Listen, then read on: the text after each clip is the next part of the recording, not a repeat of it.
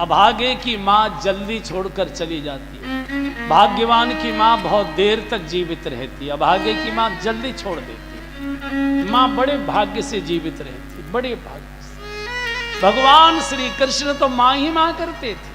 एक बार किसी ने भगवान कृष्ण से पूछा, आपको माखन इतना प्रिय क्यों लगता है? बोले, इसमें मेरी माँ है इसलिए अच्छा लगता है, माखन में मेरी माँ है इसलिए मुझे अच्छा लगता है। और जिस समय गोकुल से कृष्ण मथुरा आ गए तो राज्य की व्यवस्थाएं करके दिन भर सारे काम धाम निपटा के रात्रि का समय होता था, पूरा मथुरा सो रहा है। भगवान किले की छत पर बैठकर खड़े होकर गोकुल की ओर मुख करके जोर जोर से रोते थे, माँ माँ माँ। यशोदा तो सोती नहीं थी। यशोदा को कृष्ण की आवाजें सुनाई। बीच में यमुना ही तो थी, इधर मथुरा है उधर गोकुल है, बीच में यमुना है, तो रात में आवाज दूर तक भी जाती है।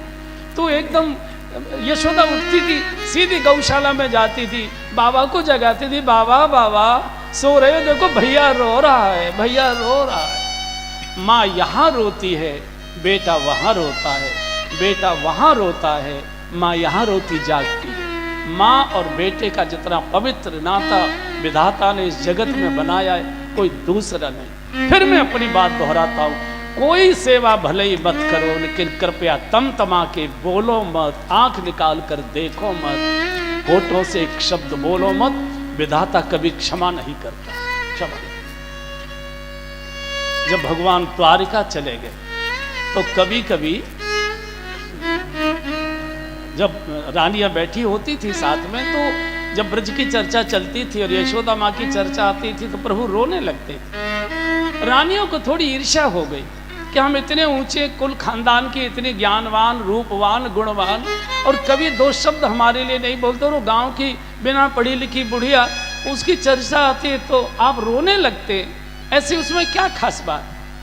भगवान ने सोचा कि अगर तर्क से समझाऊंगा तो पढ़ी लिखी है, तर्क से तर्क काट देंगी, अनुभव से समझाना चाहिए, कुछ बोले नहीं। महीने 2 महीने की बात बीत गई तो एक दिन भगवान सो के जागे आंगन में बैठे थे। पास में रुक्मिणी जी आ गई, सत्यभामा जी, जाम्बवती जी, ये सब पटरानी पास बैठ गए। तो भगवान ने रुक्मिणी जी से कहा कि रुक्मिणी जी, रात हमको दूध नहीं पिलाया गया, हम बिना दूध पिए लगता है सो गए। रुक्मिणी जी ने कहा, प्रभु दूध का गिलास लेकर तो मैं गई थी, लेकिन आप बहुत गहरी नींद में सो रहे थे तो मैंने आपको जगाना उचित नहीं समझा, इसलिए मैं गिलास वापस लेकर लौट आया। भगवान ने कहा, रुक्मिणी जी, आप में और मेरी यशोदा माँ में बस यही अंतर है, आप सोता देखकर बिना दूध पिलाए वापस लौट गई। मेरी यशोदा माँ होती पूरी रात मेरी चारपाई की पाटी पकड़कर हाथ में गिलास लेकर जाग कर बैठी रहती, लाला जब जागेगा दूध पिलाकर ही जाऊंगी पूरी रात।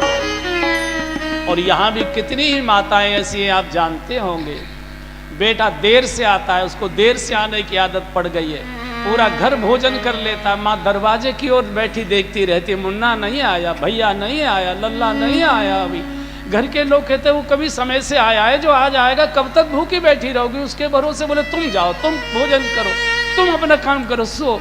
माँ को लगता है कि मेरे हृदय का टुकड़ा भूखा घूम रहा है और मैं भोजन करूं। पति के बिना भोजन कर सकती है माँ, पति अगर व्यस्त है तो भोजन कर सकती है, मैं मानता हूं, वैसे है नहीं ये, फिर भी मैं मान लेता हूं।